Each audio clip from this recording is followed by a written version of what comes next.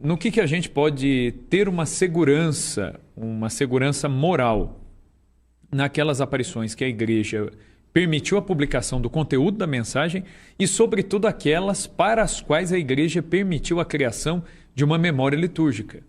Então, estas significam o quê? Que há uma evidência tão grande, tão pujante, que a igreja permitiu até a constituição de um ofício litúrgico próprio. É o caso de Guadalupe, é o caso de Lourdes, é o caso de Fátima, é o caso de La Salette. Então, estas aparições elas são mais universais e a mensagem ela é concordante. Né? Nossa Senhora das Graças, em Rue du Bac, em Paris.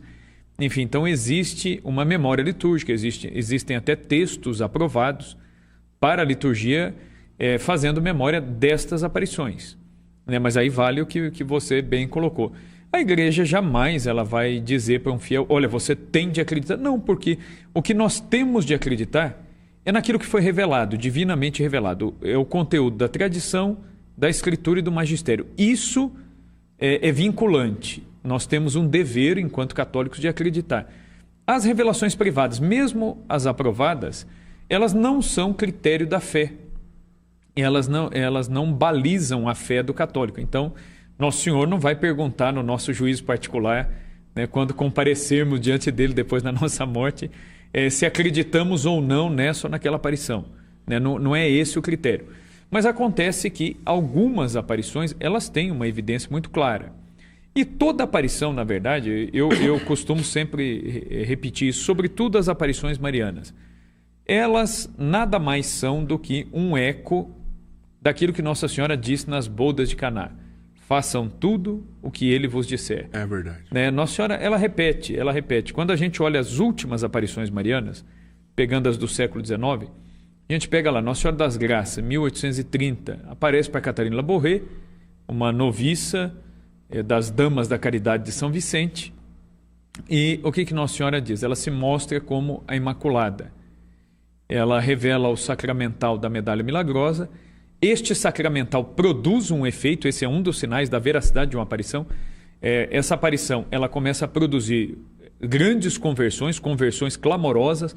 O maior e o mais famoso dos casos é a conversão de Afonso de Ratisbonne, judeu. Um judeu, né, que foi muito conhecido. Carregou a medalha milagrosa a pedido de um amigo católico, deu a medalha para ele e falou, olha, coloca no seu bolso, mesmo sem acreditar, durante 9 dias. Nesse meio tempo, o Ratisbonne tem uma aparição de Nossa Senhora que se mostra a ele tal como estava na medalha. Ratisbonne se converte, funda uma congregação religiosa dos padres de Sion para converter os judeus, inclusive esse era o carisma deles, enfim. É uma conversão clamorosa. Então, quer dizer, há um efeito muito prático disso. As pessoas que usaram a medalha começaram a ser curadas da peste em Paris, daí o nome de medalha milagrosa. Então, quer dizer, é uma coisa muito clara, muito evidente. Depois nós vemos La Salette. La Salette, Nossa Senhora se mostra chorando. E qual é a grande mensagem? Nossa Senhora vem para defender a honra de Deus, dizendo que as pessoas estavam blasfemando demais, não estavam guardando o domingo, estavam atraindo a ira de Deus sobre a própria nação francesa, sobre as próprias cidades. Então foi um alerta para os direitos de Deus nas sociedades, numa época de apostasia das nações, em que as nações queriam recusar os direitos de Deus na vida civil. Então vem La Salette. Depois, na sequência, vem Lourdes, 1858. Nossa Senhora se mostra de novo como a Imaculada Conceição. E isso 4 anos depois da proclamação do dogma da Imaculada Conceição, pelo Beato Pio IX. Lá Nossa Senhora das Graças veio antes e agora depois, né? Depois. Para confirmar o dogma. O dogma. E é muito interessante porque o episcopado francês, quando Pio IX, em 1849, fez a consulta ao episcopado do mundo inteiro sobre a proclamação do dogma, o episcopado que mais se opôs à proclamação do dogma foi o francês. E justamente Nossa Senhora aparece na França e vai dizer para Bernadette, eu sou Imaculada Conceição. Que ela não tinha um pingo de condição de saber o que significava isso? Não, né? Bernadette não tinha a mínima noção. Tanto é que a aparição de Lourdes, a aparição de Lourdes ela é emblemática. Por quê? A Bernadette foi a vidente, mas a revelação não veio pela aparição. Isso é interessante. Nossa Senhora falou, Bernadette não entendeu. Foi através de quem que Bernadette entendeu o que ela via? Através do padre, através da igreja. Quando ela chega no pároco de Lourdes, que é o padre Peramale, ele pergunta, ele fala, minha filha, você tem ideia do que você está falando? Ela disse, não, eu só estou repetindo o que a senhora me disse. E aí ele manda que ela se sente e começa a explicar para ela o que era o dogma da Imaculada Conceição, que ela não tinha a mínima condição de saber. Ou seja, Bernadette teve a visão, mas a consciência, a revelação de quem realmente ela via, veio pela igreja.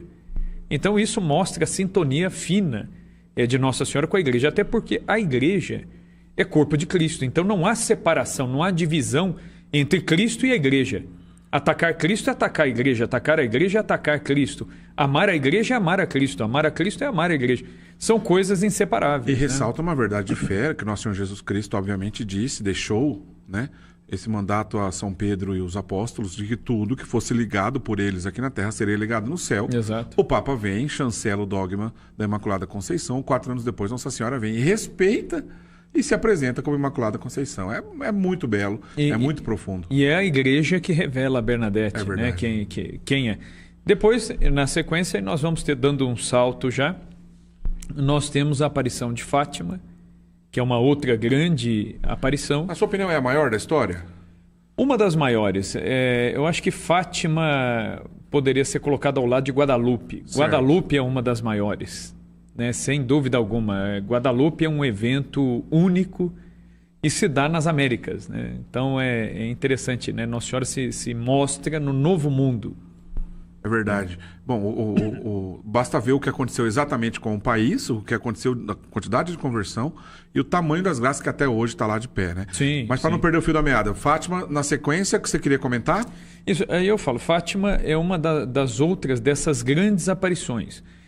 Por quê? Porque Fátima vai falar de conversão, Fátima fala de voltar-se para Cristo, e Fátima, eu digo que é uma das maiores aparições porque Nossa Senhora ela ressalta as principais devoções que Cristo queria suscitar naquele tempo. Então, quais são as devoções que aparecem em Fátima? Na aparição de 13 de outubro de 1917, primeiro Nossa Senhora se mostra aos pastorinhos, como costumeiramente eles viam, de branco, sob a azinheira e tal.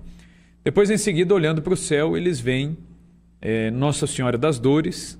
Então, isso significa que honrar as dores de Nossa Senhora é algo muito agradável a Deus, porque as dores ressalta também até a questão da corredenção. Nossa Senhora ela é participante da paixão de Cristo.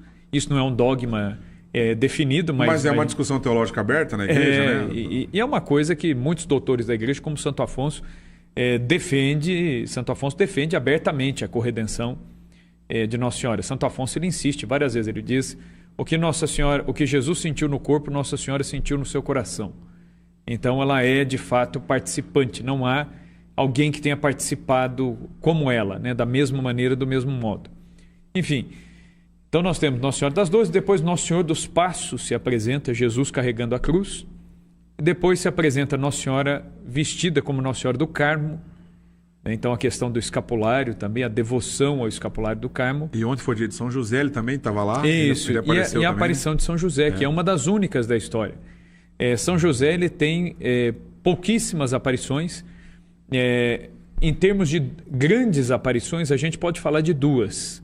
Existem outras revelações privadas que envolvem São José, mas existem 2 grandes aparições. A aparição de São José em Fátima, que ela foi uma aparição grande, clamorosa, num momento crucial da história, e a aparição de Cotignac, na França, onde São José se mostra, né? Então que é no século XVII. Então, por aí a gente vê que é um ciclo de grandes aparições marianas.